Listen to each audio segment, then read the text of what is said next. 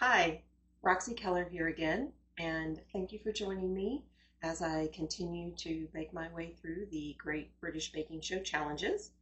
And this is the Showstopper challenge from Bread Week in 2017.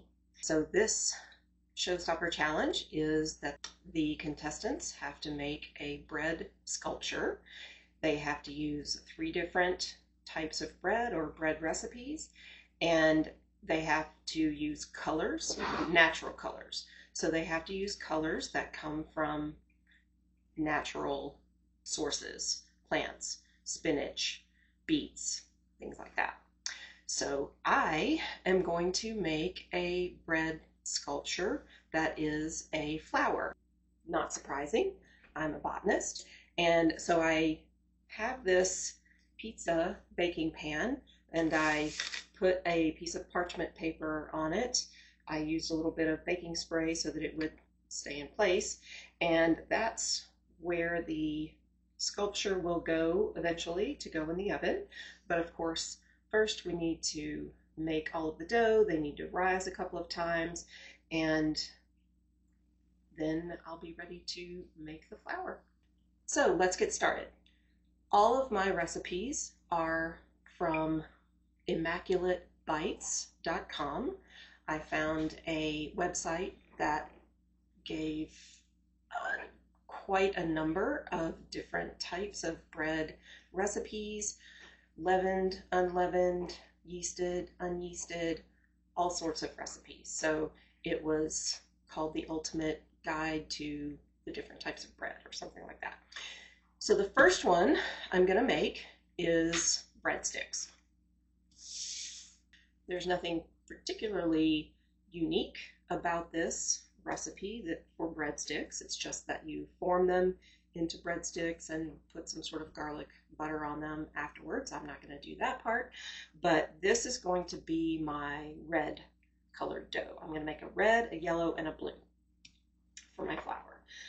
So I'm going to color this dough with beet juice. My husband loves beets, so I bought 3 large beets, cut them up, boiled them, and reduced the liquid down to about 150 milliliters. So I can use this as part of the water that goes into the dough. This recipe does suggest starting with warm water and yeast to activate the yeast.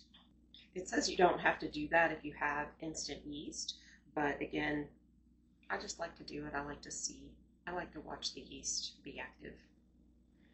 To make sure I have the water at the appropriate temperature for the yeast, I use my instant read thermometer. I just turn both my hot and cold water on until it gets to about 110 degrees. And that's the temperature I use to activate the yeast. Okay, water at 110 degrees and my platinum Red Star yeast.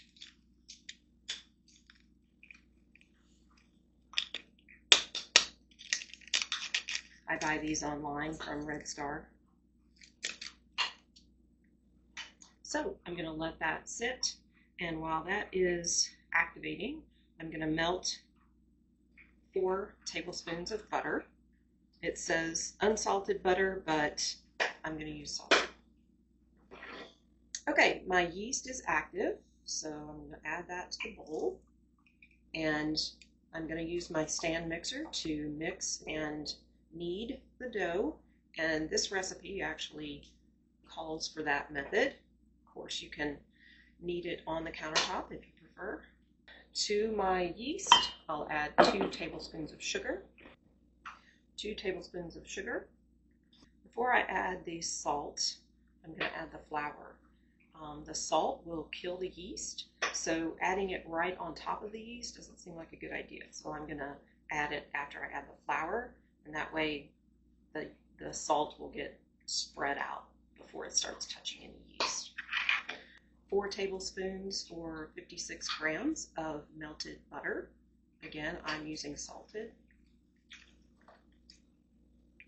And I melted it, but then I let it cool down enough that it wouldn't kill the yeast. Yeast will die at 140 degrees.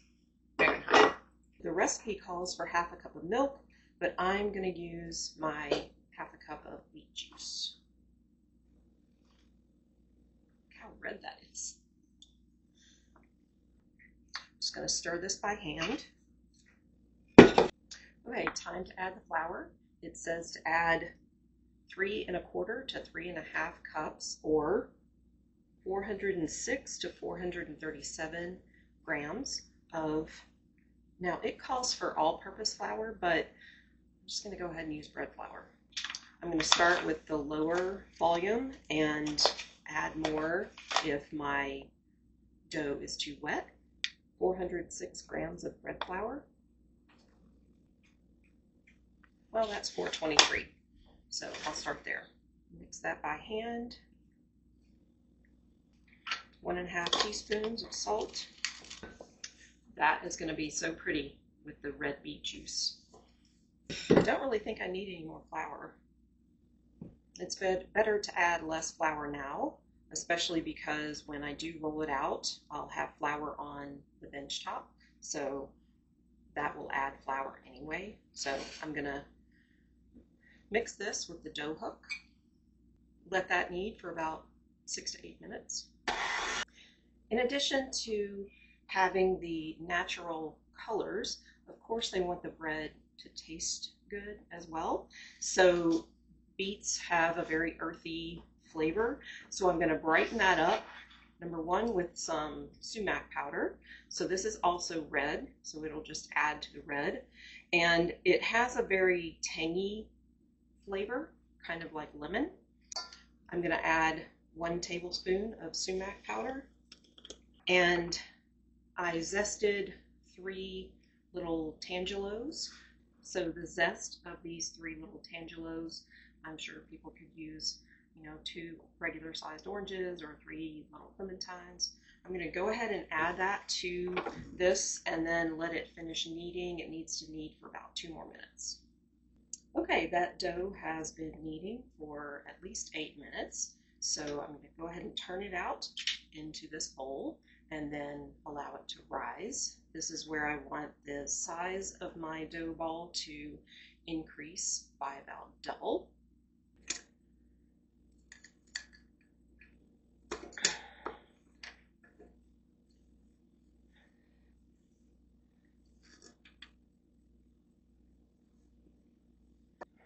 If you've watched my other bread videos, you know that I'm a fan of the autolyse step, but I'm not going to do that today because I have 3 doughs to make and a sculpture to build, so I'm just going to go straight to the rising. And I'm using this heat mat to keep the environment around the rising dough around 77 degrees Fahrenheit. This is actually a heat mat that I use to germinate seeds when I'm growing seeds in the spring. So I'll be using that for this soon.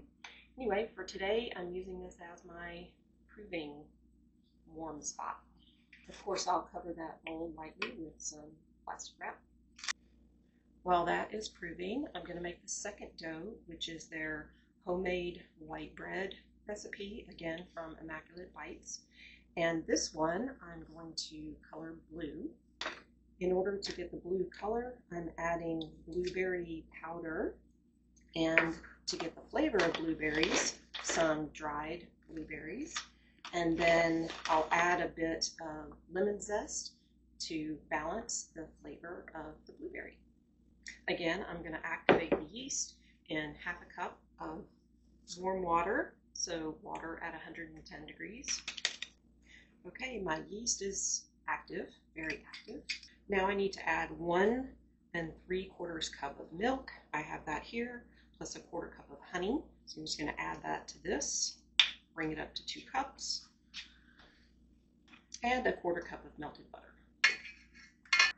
Okay, so the recipe says to add 5 1/2 to 6 cups of flour, or 698 to 762 grams of bread flour. And I'm going to substitute blueberry powder for some of that flour. I'm going to use half a cup. I think this is going to be blue. I think it's going to be more purple. Well, so that's 50 grams of blueberry powder. Now I'm going to start with 650 grams of bread flour and see how wet the dough is. Give that a good stir. 3 teaspoons of salt.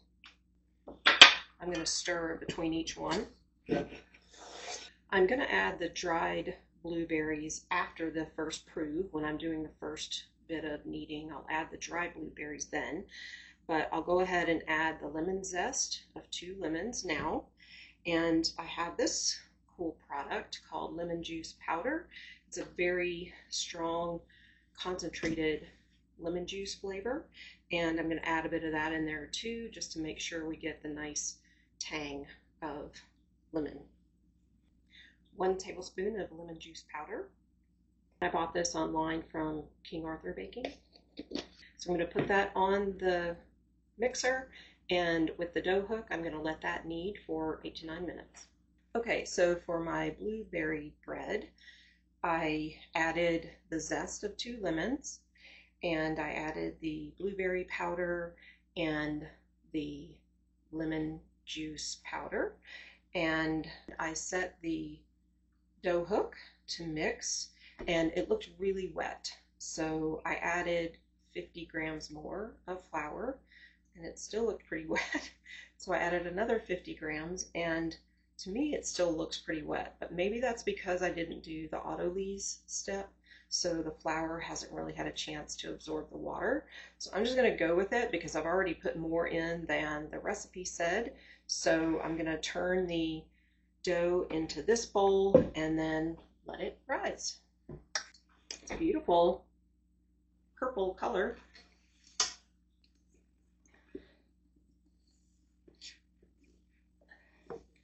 Lightly cover with some plastic wrap, and I'll place it on my heat mat to prove.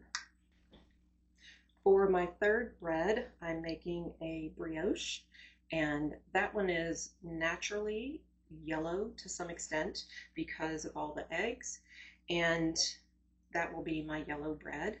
I will add to the yellow color by adding some saffron. So this will give it a very deep, earthy flavor. So to lighten this one up, I'm going to mix in some dried apricot chunks and some pistachio chunks, and hopefully that will make a good blend. I'm making it up, so we'll see. So this says to combine the yeast and warm milk and to let that sit. But I have read many websites where they say that yeast doesn't really like to activate in milk. So I'm going to use water. So I have my half cup of warm water that I'll add the yeast to. And I'll let that foam up for a little bit, 3-4 minutes. Okay, so the yeast is very active, and now I'll mix the other ingredients other than the salt and the flour. So first I'm going to add some saffron. Okay, so I'm just going to use about 3 pinches of saffron. This is a mortar. I will grind the saffron in the mortar and pestle. 1, 2, 3. The saffron will make the bread very yellow, so that's what I want. I warmed up just a little bit of milk that I can dissolve this in before I put it in with everything else.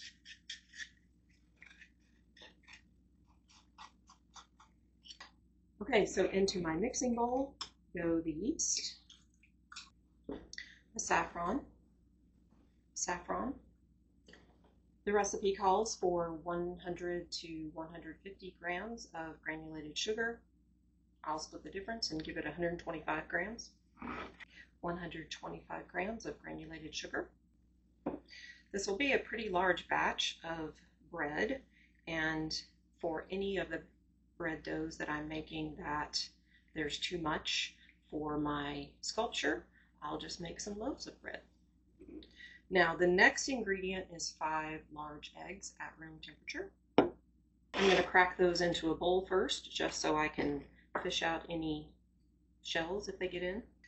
Because I want these eggs to get beaten quite nicely before the flour goes in, I'm going to use the paddle mixer. Add the eggs one at a time. Although these recipes all came from the same website, I think they might have been written by different people, because this one says to add the flour slowly, but I don't want to dirty another bowl, so I'm just going to add it to this one. Now this one calls for all-purpose flour, but I'm going to go ahead and use bread flour. It calls for 531 grams, but because I added the yeast in water, I might need a little bit more. And 2 teaspoons of salt. I'm going to stir that with a spoon first. I don't think that's enough flour, but this recipe also calls for 8 ounces or 1 cup of softened butter, but that's supposed to be added after the 4 to 6 minutes of using the dough hook. I'm definitely going to need more flour because it's very wet. I'm adding 75 grams more of flour. I'll see if that'll come together with the dough hook. I still don't think so. Okay, that's still pretty wet, so I'm definitely going to have to add more flour. I mean, look at it. No way. Another 78. So in total, I'm adding another 200 grams. I know that seems like a lot, but let's try this again. While I'm getting the brioche dough ready, my red dough is doubled in size, and I don't want it to overprove. It's pretty wet too, but I'm going to stick it in the refrigerator so it doesn't overproof. Okay, so I'm going to go ahead and add the butter, 1 cup of softened butter, and it does say that you might have to mix that in by hand to get it throughout. I'm going to give the dough hook a chance and see if it can pull the rest of that together. Okay, well, it still looks a bit wet, but I'm not adding any more flour. The blueberry dough is proving, but there's so much moisture, there's actually moisture pooling on the edges of the dough in the bowl. Never had that happen before, so I don't know. We'll see how it goes. Okay, I'm going to turn my brioche dough out into this bowl.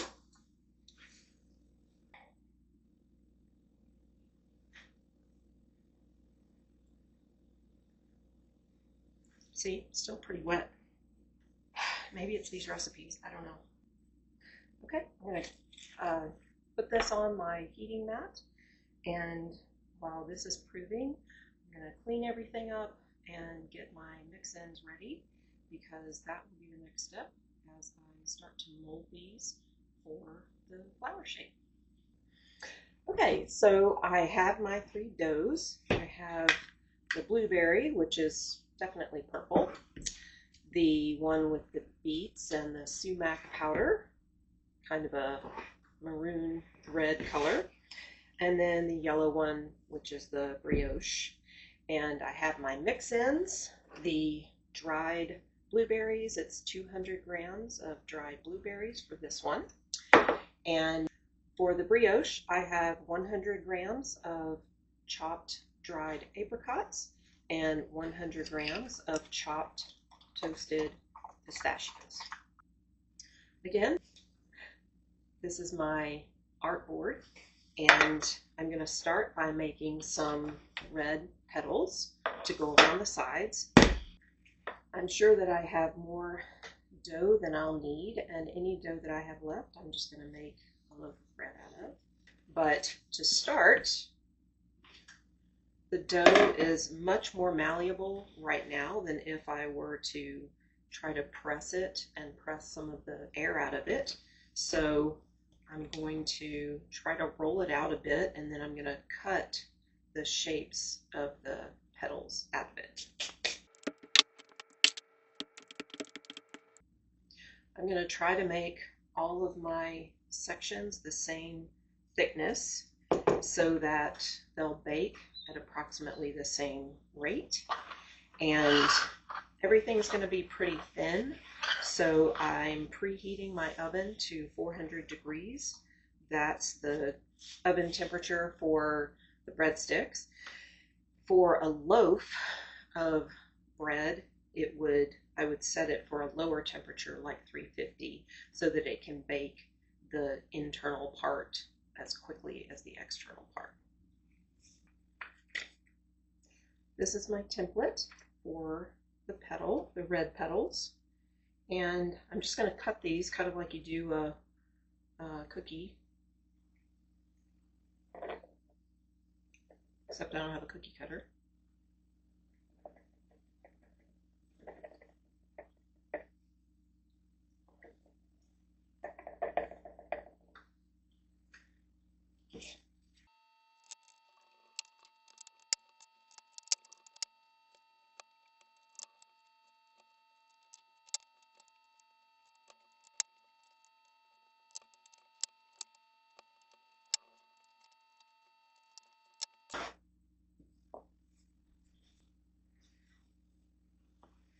Okay, so that's my first ring of petals, my red petals.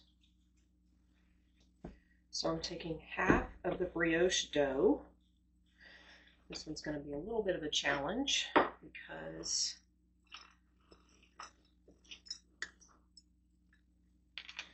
I have to add the mix-ins.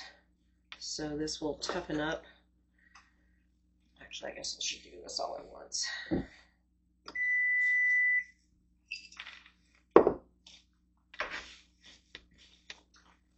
So this will be all mixed in.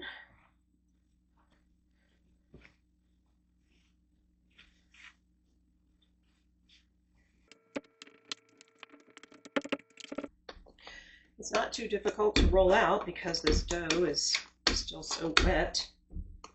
Okay, so for the yellow petals to fit between the red ones, this is the shape I need. Yes, it'll be difficult to cut it with those mix-ins, but I'll manage.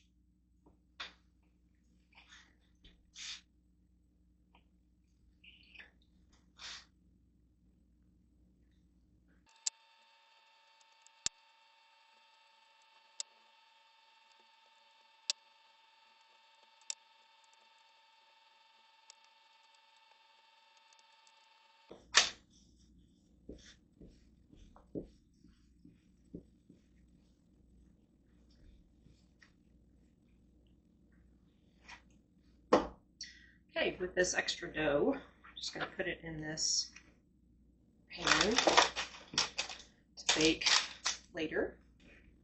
Okay, for the blueberry,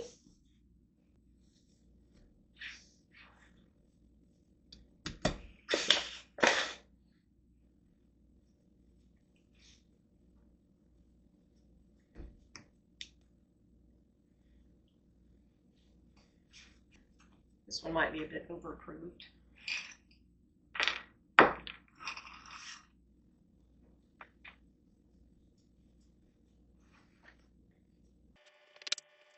When bread is overapproved, there's really nothing you can do about it. So I'm just going to go with it and get what I get. So the idea for the purple, is to make some balls. Little balls to go in the middle. Should probably weigh these out.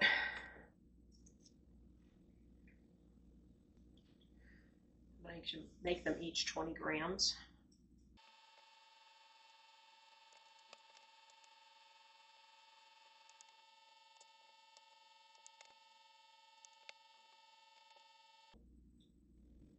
Okay, the blueberry is going to go into this pan, and that way I can taste these. So here's my flour. Okay, the leftover red will go into this pan, and it's not big enough for it, but it'll still bake in there. It just won't bake for as long. Okay, so I'm going to put this on my heat mat, and hopefully it'll puff up a little bit, and then we'll put it in the oven. Okay, well, it's been about half an hour, and the red and the yellow got a little puffier. Not sure about the purple, but I'm going to give it a quick little egg wash. I've got some carton egg whites here, and they're pretty thin, so they should be a good little egg wash, just to give it a little bit of shine when they come out, hopefully.